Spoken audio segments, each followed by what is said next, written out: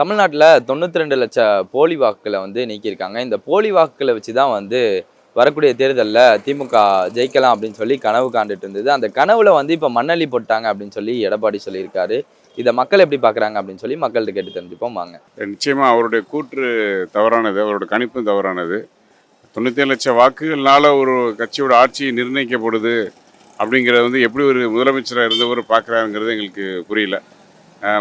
அடிப்படையில் அவர் முதலமைச்சர் வேட்பாளராக இருந்து வந்து வெற்றி அடைஞ்சு ஒரு வாகை சூடி சக உறுப்பினர்களால் தேர்ந்தெடுக்கப்பட்டு அவர் தலைவராக அறிவிக்கப்பட்டு அவர் பொறுப்பேற்றிருந்தாருன்னா அவருக்கு அந்த பொறுப்பு தன்மையோ இல்லை வலியோ வேதனையோ ஒரு கட்சியோட செயல்பாடை பற்றி புரியும். அவர் அப்படி அமரலை, குறுக்கோளியில் வந்ததுனால அவருக்கு அப்படி இருக்குது. ஆனால் இப்போ தற்போதைய முதல்வர் சிஎம் திரு ஸ்டாலின் அவர்கள் வந்து அந்த தன்மையில் இல்லை.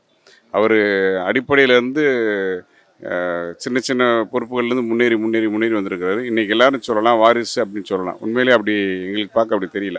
ஏன்னா சிங்கார சென்னையில் மேயராக அவர் தேர்ந்தெடுக்கிறதுக்கு முன்னால் அவர் மேயர் வேட்பாளராக வரும்போது எவ்வளோ பிரச்சனைலாம் சமாளித்து வந்தாருங்கிறது எல்லாத்துக்குமே தெரியும். இப்போ மற்ற கட்சிகளில் பார்த்திங்கன்னா எல்லா கட்சிகள்லையுமே வாரிசுங்கிறது தான் அடிப்படையாக தான் இருக்குது, யாரும் கேட்கல. இப்போ பாமக எடுத்துட்டிங்கன்னா அவரும் வாரிசுலாம் இருக்கிறாங்க, மதிமுக எடுத்திங்கன்னா அவங்களும் வாரிசுலாம் இருக்கிறாங்க. பாரதிய ஜனதா கட்சியில் வாரிசு இல்லாத ஆட்களே கிடையாது. இப்போ பாரதிய ஜனதா கட்சியோடைய செயல் தலைவராக தேர்ந்தெடுக்கப்பட்டிருக்கவரும் முன்னாள் எம்எல்ஏவோட பையன் தான் செயல் தலைவராக தேர்ந்தெடுத்திருக்கிறாங்க. அப்போ எடப்பாடி அவர்கள் எடுத்துட்டால் கூட அவரும் அப்படி வரல, குறுக்கோளில் வந்தவர். அப்போ இந்த மாதிரியான சூழல் தான் இங்கே எல்லாம் சொல்லிகிட்டே இருப்பாங்களே தவிர மக்களுக்கு உண்மை தெரியும், நியாயம் தெரியும். இதை வந்து நம்ம எப்படி பார்க்கணும்னா ஒரு முட்டாள்தனமாக தான் பார்க்கணும். இதே 92 லட்சம் வாக்கு வச்சு தானே அவர் அதுக்கு முன்னாடி வந்தாங்க. அவங்க அம்மா ஜெயிச்சது, அவங்க ஜெயிச்சதெல்லாம் அதையும் சேர்த்து மொத்தமாக சொல்கிற மாதிரி தான் தோணுது. இது நம்ம ஏன் எஸ்ஐஆரை வந்து எதுக்குறோம்னா, இது இவ்வளோ நெருங்கிய காலத்தில் வந்து கொடுக்குறாங்களே, அதுதான் நம்ம இருக்கிறோம். கரெக்டான வாக்கு இருக்குங்கிறது நம்மளோட நிலைப்பாடாக தான். ஆனால் இவ்வளோ நெருங்கிய காலத்தில் வச்சு இந்த தேர்தல் நேரத்தில் ஒரு குழப்பத்தை உண்டாக்கி மக்களுக்கு ரொம்ப சிரமமாக இருக்குது. இதுவும் கொஞ்சம் முன்னாடியே சொல்லியிருந்தாங்கன்னா நம்ம பிஃபோராக எல்லாமே ஆவணங்களும் ரெடி பண்ணி கரெக்டான நேரத்தில் வச்சுருப்போம். இது எப்படி இவங்க 92 எதன் அடிப்படையில் நீக்கினாங்கன்னு அதை வெளியிடணும். அவங்க எதன் அடிப்படையில் நீக்கிருக்கிறாங்கன்னு வெளியிட்டால் தான் அது என்ன எப்படின்னு புரிய முடியும். இவங்களாம் 92 பற்றி நீக்கிட்டோம்னா என்ன அர்த்தத்தில் சொல்கிறாங்கன்னு தெரியல நமக்கு. அது இது வாக்குகள் அப்படின்னு சொல்லி நிற்கிறாங்க, போலி வாக்குகள்னு சொல்லி நிற்கிறாங்க. அப்போ இவ்வளோ போலி வாக்குகள் எத்தனை வருஷமாக ஓட்டு போட்டுக்கிட்டு இருந்தாங்களா? அவங்க திடீர்னு வந்து இப்போ சொல்கிறாங்க. இது எப்படி நம்ம எடுத்துக்கிறது?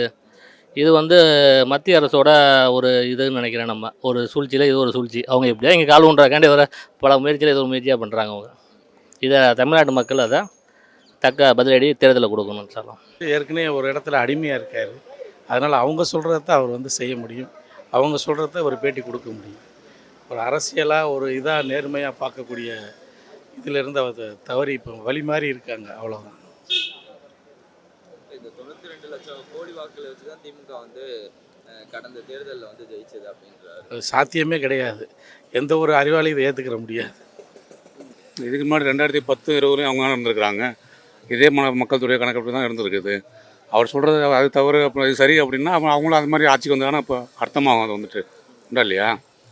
சொன்னது வந்துட்டு இப்போது அவர் சொல்லவருடைய அர்த்தம் என்னன்னு கேட்டிங்கன்னா வந்துட்டு ஏற்கனவே இந்த மாதிரி இல்லாத வாக்காளர்களை வச்சு அவங்க ஜெயிச்சு வந்ததாக ஒரு அர்த்தம் கற்பிக்கிறாங்க. அப்படின்னா வந்துட்டு இதுக்கு மாதிரி 2 முறை அவங்க ஜெயிச்சதும் அதுதான் அது பொருந்தும் வந்துட்டு. அது வந்துட்டு இது சரியான பதில் கிடையாது. இது வந்துட்டு ஒரு முன்னாள் தலைவர் வந்துட்டு ஒரு தமிழ் முதல்வர் வந்துட்டு இந்த மாதிரி வந்துட்டு ஒரு பொறுப்பு இல்லாத பதில் சொல்கிறது வந்துட்டு சரியாக தகுந்தது கிடையாது. வந்துட்டு எடப்பாடி அப்படி சொல்லியிருக்கக்கூடாது. அப்படி சொன்னது மிகப்பெரும் தவறு. மக்களோட பெரும்பான்மையான ஆதரவை பெற்று தான் மாண்புமிகு தமிழ்நாடு முதலமைச்சர் வந்து முதல்வரானார். தமிழக மக்கள் ஒருங்கிணைந்து வந்து அவரை தேர்ந்தெடுத்தாங்க. அவர் நினச்சிருந்தாருன்னா ஜெயலலிதா இறந்தப்போவே அந்த 21 எம்எல்ஏங்க வெளியே வந்தாங்கள்ல, அவங்கள வச்சே ஆட்சி பிடிச்சிருக்க முடியும். ஆனால் அப்படிலாம் இல்லாமல் மக்களை சந்தித்து தேர்தலை மட்டும்தான் சந்தித்து மக்களோட ஆதரவு பெற்று தான் நான் முதல்வர் ஆவேன் அப்படின்னு சொல்லி முதல்வரான ஒரு தலைவர். அவர் மக்களோட பெரும்பான்மையான ஆதரவு பெற்று தனித்து ஆட்சி அமைச்சிருக்க ஒரு உன்னதமான தலைவர். அவரை பார்த்து எடப்பாடி அப்படி சொல்கிறது ஒரு அபத்தமானது. எடப்பாடி வந்து தமிழ்நாட்டுக்கு முதல்வரானது ஒரு சாபக்கேடு. ரெண்டாவது வந்து அவர் வந்து மக்களால் நேரடியாக தேர்ந்தெடுக்கப்பட்ட முதல்வர். அவர் வந்து மக்கள் தேர்ந்தெடுக்கலை. மக்கள் வந்து ஜெயலலிதாவுக்கு தான் ஓட்டு போட்டாங்க. அவங்க மறைஞ்சதுனால அதுக்கப்புறம் ஓபிஎஸ் வந்தார், அதுக்கப்புறம் இபிஎஸ் வந்தார். ஒரு முறை கூட எடப்பாடி வந்து மக்களால் ஒரே முறை தான் சிஎம் வந்தார், மக்களால் தேர்ந்தெடுக்கப்பட்டு வரல. புரியுதுங்களா? அதனால் சிஎம் கேண்டிடேட் கூடிய அருகதை கூட அவர்கிட்ட இப்போ இந்த சூழ்நிலை அந்த தன்மை கூட அவர்கிட்ட, அவ்வளோ கெப்பாசிட்டி கூட அவர்கிட்ட இல்லை. இதுதான் இல்லை ஆக்சுவலாக அவர் சொல்கிறதே முதல்ல தப்பு. எஸ்ஐஆர்ன்றது வந்து பொதுவாக எல்லாருக்குமே தான். இப்போ திமுகவுக்கு மட்டும் இல்லை, அது அதிமுகவுக்கும் பாதிப்பு இருக்கும், மற்ற எல்லா கட்சிக்கும் பாதிப்பு இருக்கும். சும்மா ஒரு கூட்டணியில் வச்சுக்கின்னு எஸ்ஐஆர் வந்து அதிமுக பாதிப்பு இல்லை, திமுக தான் பாதிப்புன்னு சொல்கிறதுலாம் அது மிகப்பெரிய பொய். அது பொதுவாக எல்லாருக்கும் பாதிப்பு இருக்கும். போலி வாக்குகள்னா இப்போ சரி ஒன்றும் இல்லை. இப்போ வந்து எஸ்ஐஆர் பண்ணியிருக்காங்க. 2026 எலெக்ஷன் வரப்போகுது. ஸோ அப்போவும் வந்து மீண்டும் வந்து தளபதி தான் ஆட்சி அமைக்க போகிறாரு. ஸோ அப்போ ஆட்சி அமைச்சிட்டாக்கா வந்து அதுவும் போலி வாக்குன்னு சொல்லுவாங்களா? இப்போ எஸ்ஐஆரில் வந்து பண்ணிட்டாங்க, கொண்டு வந்துட்டாங்க. அடுத்து கண்டிப்பாக வந்து 26 தளபதி தான் ஆட்சி அமைக்க போகிறாரு. இப்போ ஆட்சி அமைச்சிட்டாக்கா அதுவும் வந்து ஏதாவது வந்து கட்டுக்கதை ஏதாவது கட்டுவாங்களா? அதெல்லாம் சும்மா அவங்க இஷ்டத்துக்கு எதனா பேசணும்னு பேசின்னு இருக்காங்க. அவங்க கூட கூட்டணியில் பிஜேபி இருக்காங்க. ஸோ அதனால் அவங்களுக்கு சாதகமாக தான் பேச முடியும். ஸோ அதனால் ஏதாவது பேசின்னு இருப்பார் அவர். அதில் பார்த்தீங்கன்னா மேஜர் போர்ஷன் வந்து இறந்தவர்கள் தான் எடுத்திருக்காங்க. அது இன்றைக்கி நேற்றுக்கு எனக்கு தெரிஞ்சு ப. சிதம்பரம் ஸ்டேட்மெண்ட் விட்டுருக்காரு. இறந்தவர்கள் எடுத்தது கரெக்ட், சரியான இது தான். அதே போல் இடம் மாறி போனவங்கள ரெண்டு இதில் ஓட்டு நிற்கிறது சரிதான். ஆனால் ஒரு சில லட்சம் பேர் மட்டும் அட்ரஸ் இல்லை அப்படிங்கிறதுனால நீக்கிட்டாங்க. அதை மட்டும் மறுபடியும் சரி பார்க்கணும் அப்படின்னு அவர் சொல்லியிருக்காரு. அந்த தான் நான் நினைக்கிறேன். இதனால வந்து எந்த இதுவும் பாதிப்பும் நடக்கல. இறக்காதவர்களை கூட வந்து இது பண்ணியிருக்காங்க, நீக்கியிருக்காங்க. ஆனால் அட்ரஸ் இல்லைங்கிறதுனால நீக்கியிருக்காங்க. அதை தான் செக் பண்ணணும், மறுபடியும் சேர்க்கணும்ன்ட்டு. அது கட்சிக்காரங்களே அவங்களே பார்த்துப்பாங்கன்னு நினைக்கிறேன். அவங்க கட்சி இன்ட்ரெஸ்ட் இருக்குது, கண்டிப்பாக இருக்கும். இல்லை பூனை கண்ணை மூடிக்கிட்டா உலகம் இருட்டுருச்சுன்னு சொல்கிற மாதிரி இந்த கூற்று இருக்குது. நிச்சயம் அப்படி இல்லை. இதுலேயுமே ரிவிஷன்ஸ் வித்தியாசம் வரதுக்கான வாய்ப்புகள் இருக்கும். 97 லட்சம் வாக்குமே முழுமையாக போலின்னு நாங்கள் சொல்ல வரல. அப்படிங்கிற பொதுமக்கள் நாங்கள் எடுத்துக்கவும் மாட்டோம். அதில் கொஞ்சம் விடுதல் இருந்திருக்கலாம், இடம் மாறுதல் இருந்திருக்கலாம், இறந்தவங்க இருந்திருக்கலாம், ப்ராப்பரான கம்யூனிகேஷன்ஸ் இல்லாமல் கூட இருந்திருக்கலாம்.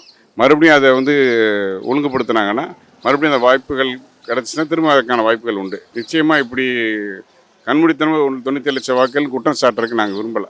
ஏன்னா அந்த வாக்காளர்கள் வந்து தங்களை முன்னிறுத்தி வந்து எனக்கு இந்த வாக்குரிமை இருக்குது அப்படிங்கிற விஷயத்தை அவங்க கேட்டிருக்கணும். அவங்களுடைய பொறுப்பு இருக்குது. வெறும் கட்சிகளை மட்டுமே நம்ம குறை சொல்லிட முடியாது. எங்களுடைய பொறுப்பையும் நாங்கள் உணர்ந்து நாங்கள் வந்து கேட்கணும். ஏன்னா ஓட்டு உரிமைங்கிற என்னோடய அடிப்படை உரிமை. என்னோடய உரிமையை வந்து நீங்கள் தான் தரணும்னு நான் கேட்க முடியாது இல்லையா? இப்போ நான் தான் வந்து அதை கேட்கணும். அப்போ அந்த இடத்துல என்னோடய பங்களிப்பு இருக்குது, என்னோடய பொறுப்பும் இருக்குது. அதை செயல்படும் போது இது இந்த 97 லட்சங்கிறது குறையிறதுக்கான வாய்ப்புகள் இருக்கிறதாக நாங்கள் நினைக்கிறோம். இல்லை அதுதான் தவறான தகவல். இன்னும் அப்போ பிறகு மறுபடியும் கொடுத்துருக்காங்க. எஸ்ஆர் வந்துட்டு மறுபடியும் டைம் கொடுத்துருக்காங்களே வந்துட்டு மறுசீராக கொடுத்துருக்காங்க வந்துட்டு அது கொடுத்துருக்காங்கல்ல.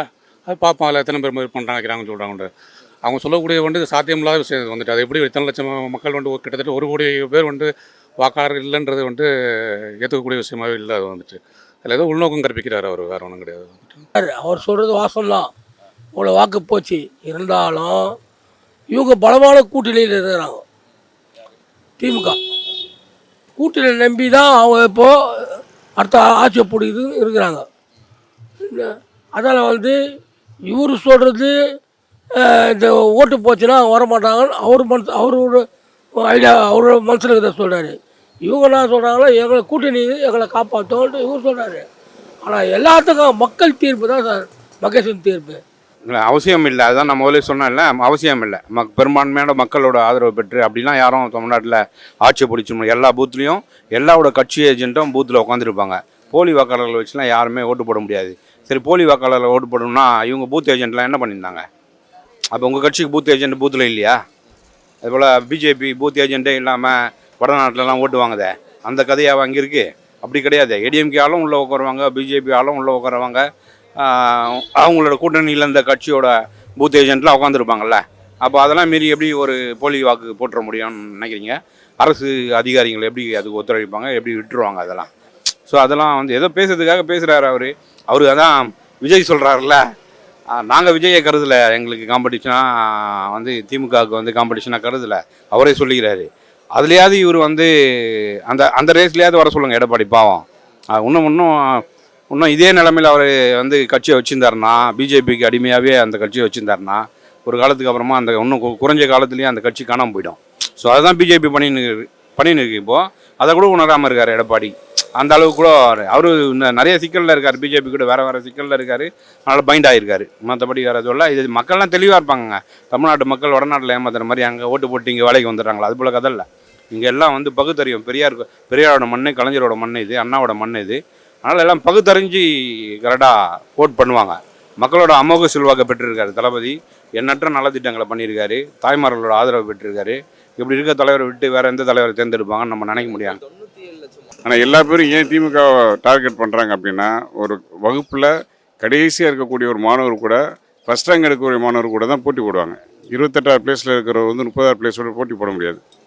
அது மாதிரி எல்லா கட்சிக்காரங்களும் பின்னால் இருக்கிறாங்க. முன்னணி இருக்கக்கூடிய ஒரு கட்சியோட போட்டி போடுறதுக்கு ஒரு ஆரோக்கியமானது தான். ஏன்னா முதலிடத்துக்கு வரணுங்கிறது சரிதான். ஆனால் முதலிடத்தில் இருக்கவங்க ரொம்ப கவனமாக தங்களை தக்க வச்சுக்கிறதுக்கான முயற்சிகளை செய்யணும். ஒரு மேம்போக்காக அசால்ட்டாக ஜெயிச்சிருவோம்ல, வாய்ப்பு இருக்குல்ல, மக்கள் சப்போர்ட் பண்ணுறாங்களா அப்படிங்கிற ஒரு நிதானத்தன்மையை இழந்து போயிடக்கூடாது. ஏன்னா கடந்த மாதிரி வெற்றி வாய்ப்பு அப்படி தான் அவங்க விட்டதாங்க நாங்கள் பார்க்குறோம். ஸ்டாலின் அவர்கள் வந்து மதிப்புக்குரிய ஸ்டாலின் அவர்கள் வந்து பல முயற்சிகள் செய்கிறாங்க. ஆனால் கட்சிக்காரங்க வந்து அந்தளவுக்கு ஒத்துழைப்பு கொடுக்குறாங்களான்னு எங்களுக்கு தெரியலை.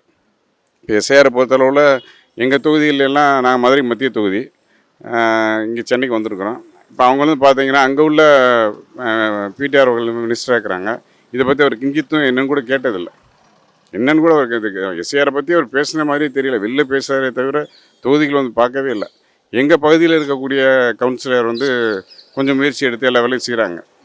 ஈவன் வட்டச் செயலாளர் கூட அந்த வேலையை ஒழுங்காக செய்யலை. இப்போ கவுன்சிலர் வந்து அவங்களுடைய ஃபியூச்சர் அல்லது கட்சியோட ஃபியூச்சர் ஏதோ ஒரு காரணத்தை வச்சு அவங்க தொடர்ந்து செஞ்சிட்ருக்குறாங்க. ஆனால் மற்ற பகுதிகளிலும் இதே மாதிரி கவுன்சிலர்ஸோ அல்லது அந்த பிஎல்ஓஸோ இல்லை பிஎல்ஏஸோ கொஞ்சம் முயற்சி எடுத்துருந்தாங்கன்னா இவ்வளோ பெரிய நீக்கங்கள்லாம் நடந்திருக்கான சாத்தியக்கூறுகள் இல்லாமல் இருந்திருக்கும் தான் நாங்கள் நினைக்கிறோம்.